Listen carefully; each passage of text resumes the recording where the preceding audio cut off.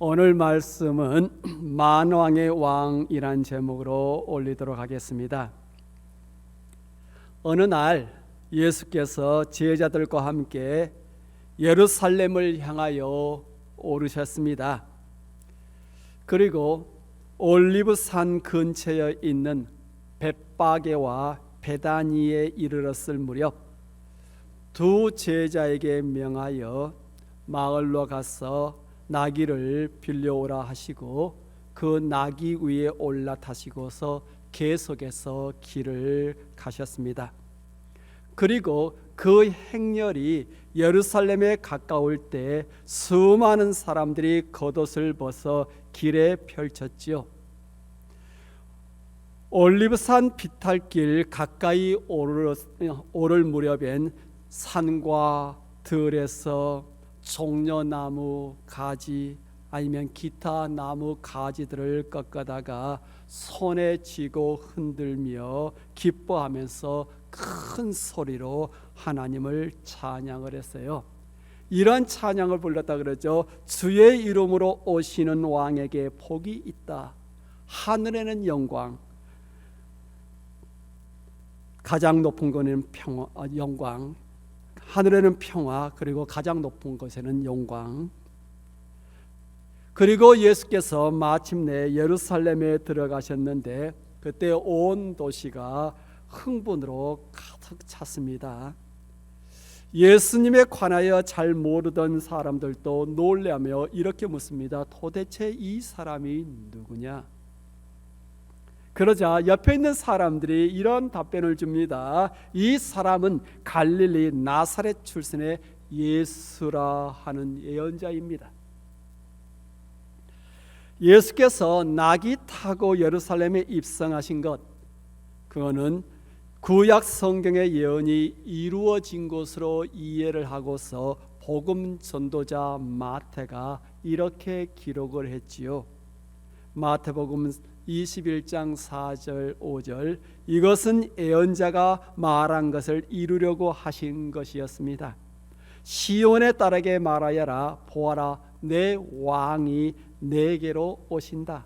그는 겸손하여 당나귀를 탔는데 어린 당나귀 곧 나귀 새끼를 타고 오신다.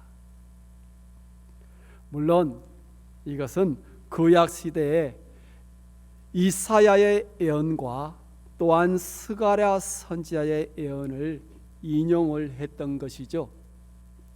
이사야 선지자는 메시아를 개선 장군 또는 강력한 힘을 가진 통치자의 모습으로 당당하게 예루살렘에 입성하는 구원자로 묘사를 했던 반면 스가랴 선지자는 강력한 능력을 소유하신 것은 사실이지만 온 세상에 평화를 선포하고자 나귀 새끼를 타고 겸손히 예루살렘에 입성하실 분으로 소개를 하고 있습니다. 그 두 선지자의 예언에 차이점이 나타나기는 하지만 공통적인 것은 예수께서 왕으로서 또한 구원자로서 거룩한 도성 예루살렘에 입성하실 것이다 라는 거죠. 바로 이러한 구약의 예언을 인용함으로써 마태는 예루살렘에 나귀 타고 입성하신 예수님을 온 인류가 기다리고 기다렸던 참된 구주이시자 또한 평화의 왕이심을 강조를 했던 것입니다. 예루살렘으로 입성하셨던 그날 예루살렘 온 성이 어떤 일이 일어날 것 같은 기대감을 가지고 또한 아주 큰 일이 펼쳐질 것이라는 흥분에 휩싸였습니다. 어떤 일이 일어날 것인가? 예루살렘에 입성하신 예수께서 과연 어떤 놀라운 일을 행하실 것인가? 이런저런 질문을 서로 주고받으면서 사람들은 아주 흥분된 기대감에 고조되어 갔습니다. 그런데 그렇게 들떠있던 분위기가 불과 나흘 만에 쥐죽은 듯 아주 고요하니 아주 잠잠하게 변해버리죠. 상황이 그토록 급격히 변했습니다. 백성들의 기도를 한몸에 받았던 그분께서 포박을 당한 채 끌려갔기 때문이에요. 아주 충격적인 사건 소식을 그들이 전해 듣게 된 거죠. 경위는 이러했습니다. 예수님의 제자들 가운데 하나였던 가롯 유다의 배신으로 대제사장과 장로들의 손에 예수께서 넘겨주신 겁니다.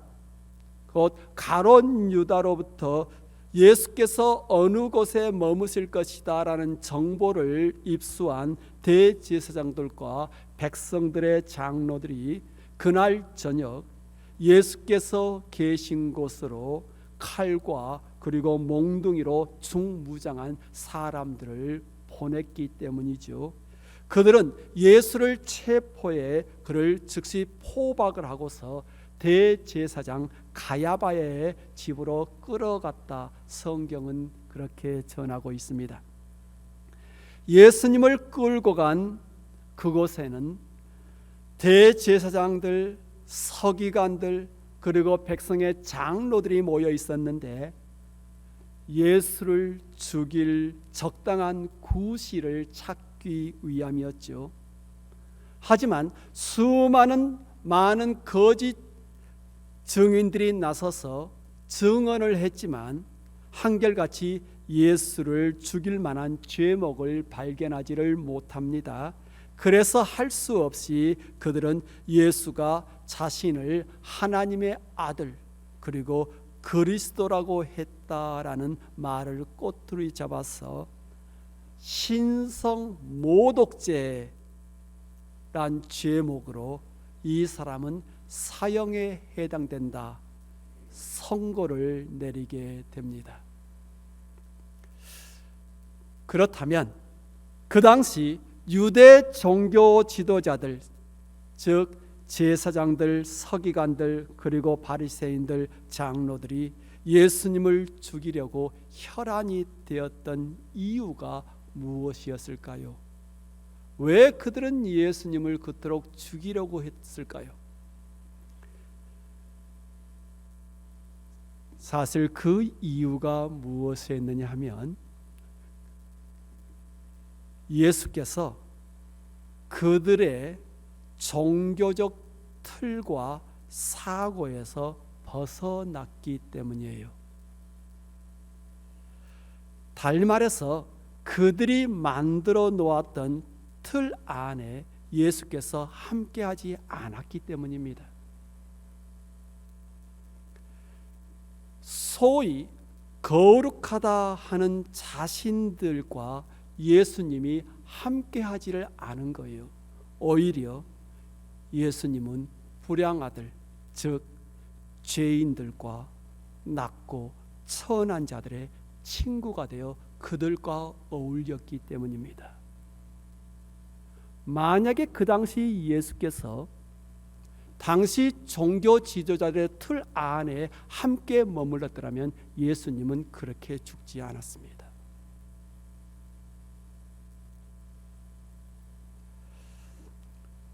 자기 자신의 생각과 동의하지 않으면 모두 틀렸다라고 하면서 등을 돌리는 그런 사람들이 종종 있잖아요. 옳고 그름의 기준이 자기 자신에게 맞춰진 사람들. 바로 그 당시 유대 종교 지도자들이 꼭 그러한 무리였습니다.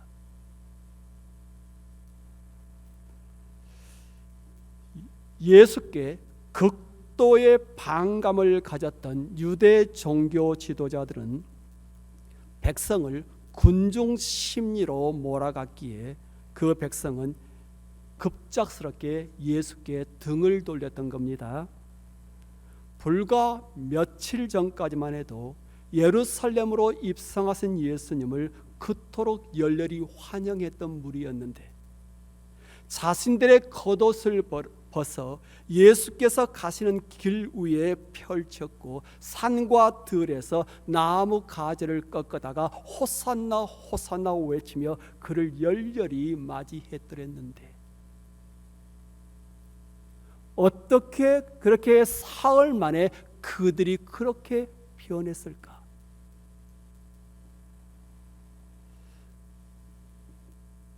호산나 호산나 외치던 그들의 입에서 그를 십자가에 못 박아라, 그를 십자가에 못 박아라 하는 외침이 나왔어요.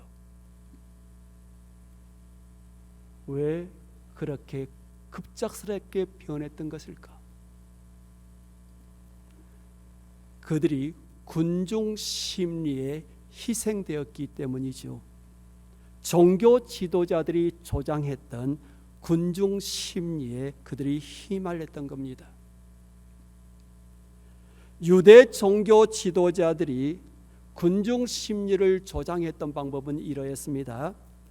먼저 종교적으로 예수님을 신성 모독자로 만들었고 빌라도를 협박을 해서 정치적 반란 획책꾼으로 만들어 놓았습니다. 그렇게 해서 예수는 종교 집단 가운데서는 신성 모독자로, 정치 집단 가운데서는 반역 조성자로 낙인 찍히게 된 거죠.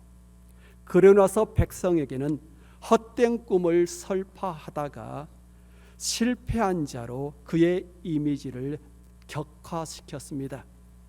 그리고 나서 백성의 마음을 몰아갔던 거죠. 이런 말 있잖아요. 목소리 큰 놈이 이긴다. 그죠? 목소리 큰 놈이 이긴다. 종교 지도자들은 사람들을 돈으로 매수해서 그들을 백성 가운데 군데군데 심어 놓았습니다. 그리고 적당한 때에 그들로 하여금 크게 외치도록 하니까 귀가 얇았던 백성이 현혹될 수밖에 없었던 거예요. 참으로 우둔한 게 군중이죠. 그런 군중의 우둔한 심리를 종교 지도자들은 잘도 이해를 했고 악용할 수 있었습니다. 그리고 참으로 무섭고 무서운 게 군중 심리라는 겁니다. 군중 심리는 좀처럼 억제하기가 힘이 들어요. 순식간에 힘이 한 곳으로 와르르 쏠리기 때문입니다. 한번 군중 심리가 일어나게 되면 그 군중 심리를 억제를 한다는 게 불가능해요. 군중 심리를 다른 말로 표현을 하면 무리가 무의식에 한순간 휘둘리는 거죠. 주변을 보면 무의식에 쉽게 휘둘리는 사람이 있고 무의식을 다스리는 사람이 있습니다. 물론 전자, 곧 무의식에 쉽게 휘둘리는 사람은 군중 심리에 쉽게 빠져들 수 있습니다. 그 남들이 하는 말에 쉽게 그쪽으로 흘러가는 그런 경향. 그리고 군중 심리에 의해 파괴가 일어나게 되면 그 책임자를 찾는 게 어려워요. 작년 한국 이태원에서 있었던 할로윈데이 때 일어났던 그 사고, 뒤에서 사람들이 장난삼아 밀었고 그 힘이 앞으로 쏠리면서 그 힘은 점점 가중되어 갔고 결국 앞에 있는 사람들은 서로 밟고 밟고 밟히며 죽어갔습니다. 얼마나 많은 젊은 목숨이 그때 꽃도 피워보지 못하고 아깝게 끝이 났는지를 몰라요. 그런데 수많은 젊은이들의 목숨을 앗아간 책임자가 누구로 판명이 났습니까? 뚜렷한 결론도 없이 그냥 흐지부지 조사가 끝이 났어요. 그게 바로 군중 심리가 야기한 결과라는 거죠. 파괴의 흔적은 있지만 원인을 찾을 수 없다는 게 군중 심리예요. 곧 분명한 피해자는 있는데 뚜렷한 가해자가 없는 거예요.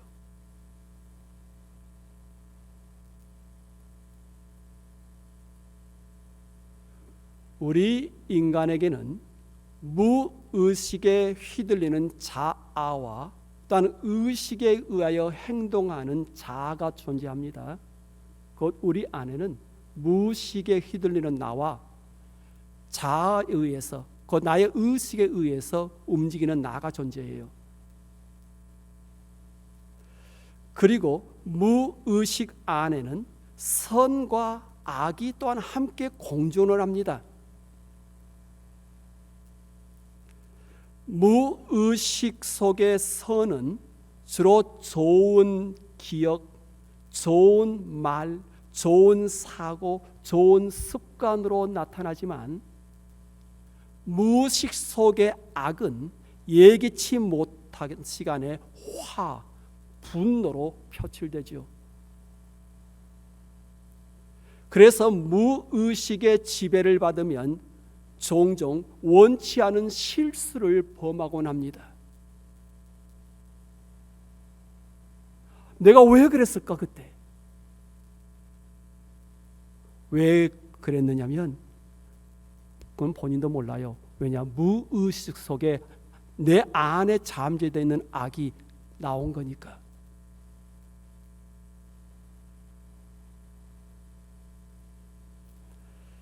이런 말이 있잖아요. 사람의 마음속에는 악마가 살아있다. 무의식 속에 악이 공존하고 있다라는 겁니다. 무의식 속에 공존하는 선과 악을 참으로 적절하게 설명을 한 소설이 지킬 박사와 하이디라는 소설이에요. 지킬 박사와 하이디. 우리 다 익히 잘 알고 있는 이야기잖아요. 이 책을 보면 새로운 약을 만들었는데 그 약의 부작용으로 마음속 깊이에 있던 하이디가 깨어나서 지킬 박사를 파멸로 몰아가잖아요. 평소에는 그렇게 선량하고 그렇게 똑똑한 박사였는데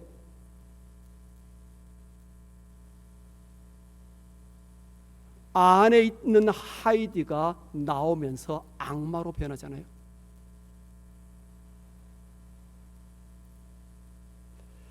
무의식 속의 악마를 제어하지 못하고 풀어놓게 되면 평범한 사람이 갑작스럽게 괴물로 변할 수 있어요. 의식이 지배하면 유능한 지킬 박사, 무의식이 지배하면 하이디로 변하는 겁니다. 저 사람 왜 저래? 저 사람 평소 모습이 아니야. 이런 말을 우리가 간혹 하는데 아니 그 사람이 왜 급작스럽게 그렇게 돌변을 한 걸까요?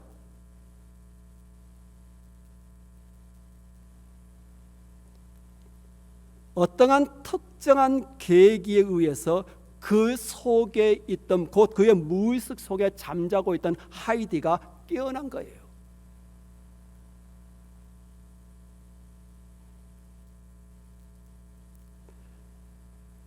지난주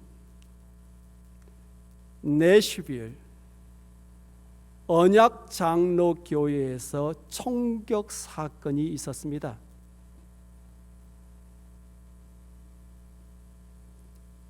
학교 문들을 총으로 쏴서 문들을 깨뜨리고 안으로 들어와서 3명의 어린 아이들 그리고 3명의 어른들의 목숨을 앗아갔습니다. 그리고 경찰과 맞대응하다가 결국 사망을 했지요. 그 범인이 오드리 헤어 28살.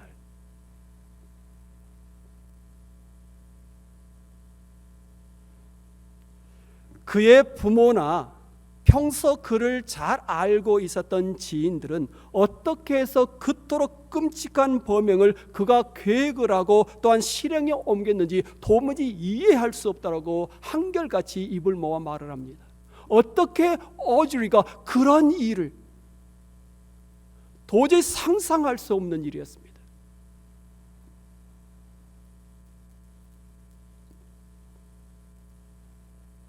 그 평소에는 그런 끔찍한 범행을 저지를 사람으로 보이지 않았다라는 겁니다.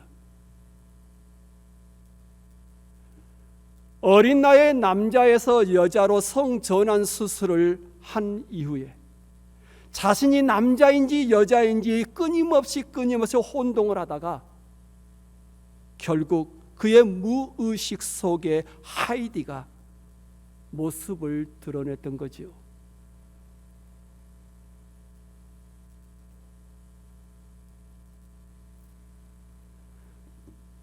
우리는 누구에게나 무의식 속에 지킬 박사와 하이디가 공존한다라는 사실을 잊어서는 아니 됩니다. 곧 내 자신 안에도 지킬 박사가 있고 하이디가 있는 거예요. 곧 내 안에 나의 무의식 속에 선과 악이 공존을 합니다. 이건 사도 바울도 했던 이야기예요. 내 안에 내가 선을 행하고 싶은 욕망이 있고 그런데 내가 원치 않는 악을 행하는 내가 존재를 해요.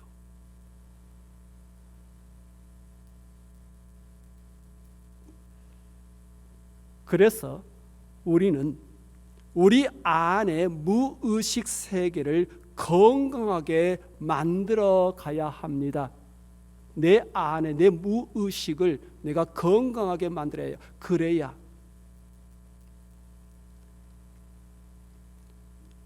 우리의 삶이 건강해지죠.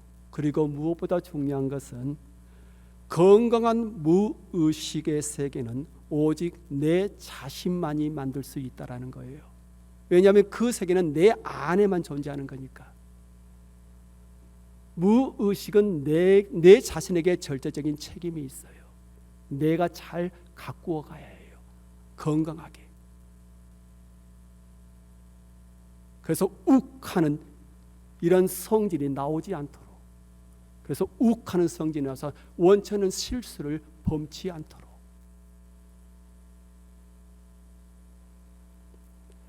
건강한 무의식 세계를 만들어 가려면 무엇보다 먼저 현재를 살아가려고 힘써야 합니다. 현재 이 순간. 지난날에 일어났던 일들은 그게 나에게 상처를 주었던 일이든 어떤 일이든 간에 하나님의 자비와 은혜에 맡기고 또한 미래에 있을 일들에 대한 두려움은 하나님의 선한 인도하심에 맡기고 우리는 오늘 하루 감사하며 기뻐하며 삶을 살아가려고 힘써야 합니다. 그래야 우리 안의 무의식이 세계가 건강해져요. 많은 분들이 과거에 일어났던 그 안타까운 일 때문에 그걸 건강하게 만들지 못해서 그게 무의식 속에 남아 있어요. 두 번째로 어떤 상황 속에서도 결코 책임을 회피한다든지 누군가에게 책임을 전가하려고 해서는 아니 됩니다. 과거의 일이나 현재 일어나고 있는 일에 적극적으로 책임을 껴안으려고 해야 합니다. 회피한 책임은 우리에게 부담감을 심어주고 그 부담감이 우리의 무의식 속에 남아 있어요.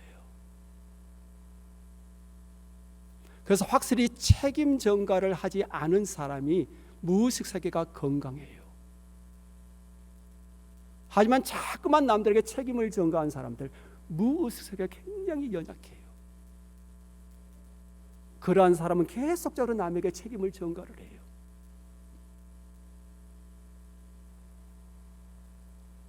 세 번째로 양심에 따라 생각을 하고 또한 행동을 해야 합니다. 자기 양심, 내가 내 자신의 양심을 존중해 주지 않으면 아무도 나의 양심을 존중해 주지를 않아요. 그리고 내 양심이 상처를 입으면 그 상처는 무의식 속에 깊숙이 자리를 잡고 남습니다.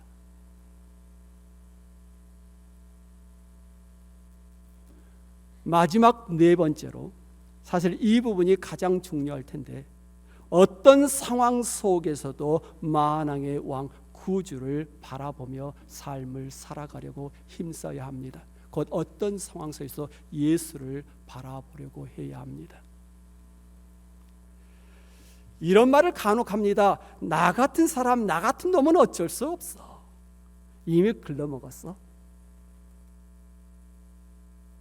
그 자기 주제 파악 잘한 게 아니에요.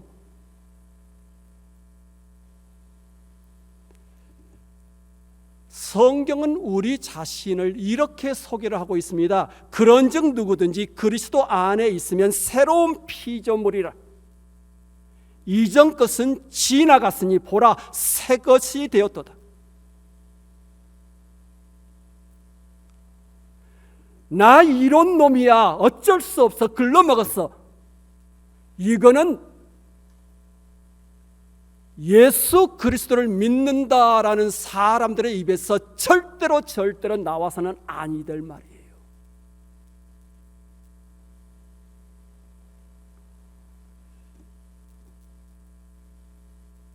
무의식 속에 하이디나 주변 사람들의 말에 휘둘리지 말기를 바랍니다.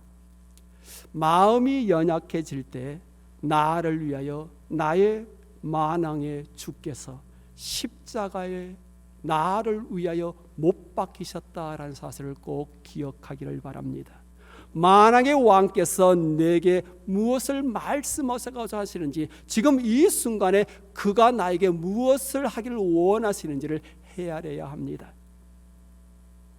그러면 무의식 속에 잠재된 악이나 또한 주변 사람들의 말에 쉽게 우리가 농락당하지 않을 수 있습니다. 성도 여러분, 열렬한 환호 속에서 예루살렘에 오르셨던 예수, 하지만 불과 닷새 만에 골고다에 우뚝 세워진 그 십자가에 못 박히신 예수, 그를 한번 생각해 보시기를 바랍니다. 십자가에 못 박힌 그가 누구입니까? 여전히 만왕의 왕, 나의 구주이십니까? 아니면 사기꾼, 반역자, 또한 실패자입니까? 십자가에 못 박힌 그가 누구입니까?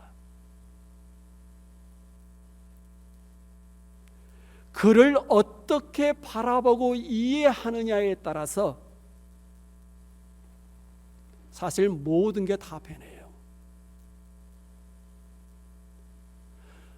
나를 바라보는 나의 시각도 변하고 내가 바라보는 다른 사람들도 변하는 거예요.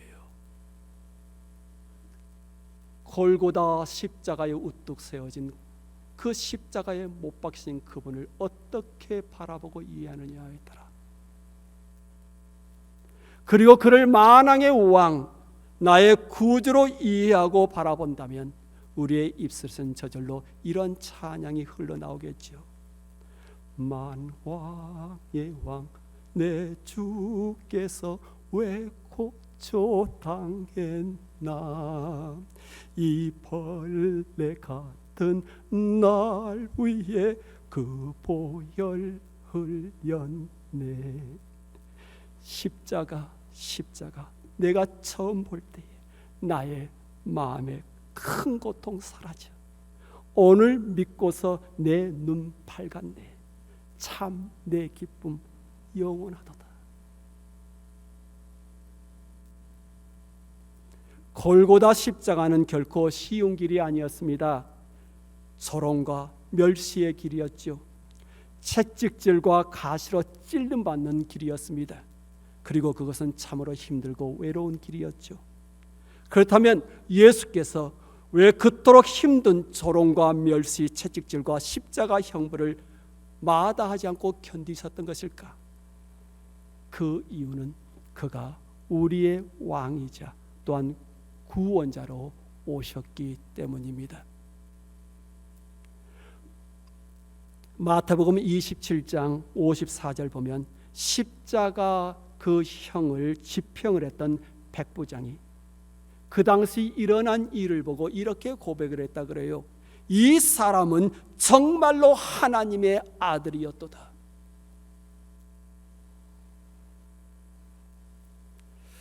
만약 십자가에 달린 분이 만왕의 왕이시라면, 그가 우리 자신의 주님이시라면 그 고백을 가지고 오늘 아침 성만찬 예식에 동참하시기를 바랍니다. 우리의 왕, 우리의 구주께서 우리를 위해서 찢기고 흘렸던 그 살과 피를 우리가 감사한 마음으로 받으시기를 바랍니다. 종려주의를 맞이하여 십자가의 고난의 길을 마다하지 아니하고 오히려 예루살렘으로 입성하신 우리의 왕을 환영합니다. 또한 예루살렘에 입성한 주님을 환영했던 무리처럼 우리도 크게 외치며 찬송하기를 원합니다. 호산나 다윗의 자손이여, 주님의 이름으로 오시는 이여, 비오니 우리를 구하소서. 한없이 높은 하늘에 계시는 하나님이여, 호산나. 우리의 외침이 되기를 바랍니다.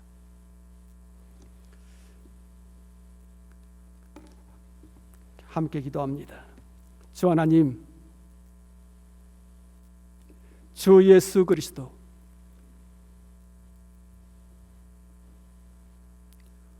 우리를 위하여 십자가에 자신의 몸을 매달기 위하여 예루살렘에 오르셨던 우리의 주님, 주님을 가슴으로 환영을 합니다. 그리고 주님께 외칩니다. 호산나 호산나. 주여 나를 불쌍히 여기소서. 주여 나를 구원하소서. 주여 환영하오니 우리에게 임하옵소서. 주 예수 그리스도 이름으로 기도합니다. 아멘.